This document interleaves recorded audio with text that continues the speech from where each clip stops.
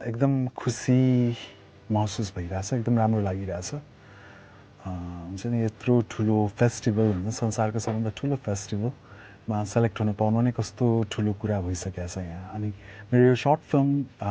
select हुँदाखेरि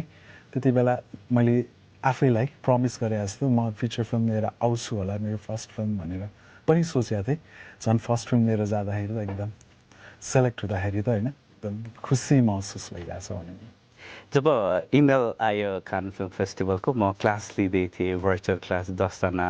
स्टुडेन्ट्सहरूलाई अनि जब मैले इमेल हेर्ने बित्तिकै म एकछिन अफलाइन बसेँ सबैसँग कट अफ गरेँ होइन त्यो एक्साइटमेन्ट यति धेरै भइरहेको थियो मलाई एक्सप्रेस गरौँ कि नगरौँ भयो फेरि ब्याक भयो अनि एकदम ठुलो गुड न्युज भइरहेछ मैले सेयर गर्न सकिरहेको छ फ्यु डेज पछि भन्छु है भन्ने कि त्यो प्रोसेस गर्न मलाई एकदम धेरै टाइम लाग्यो तर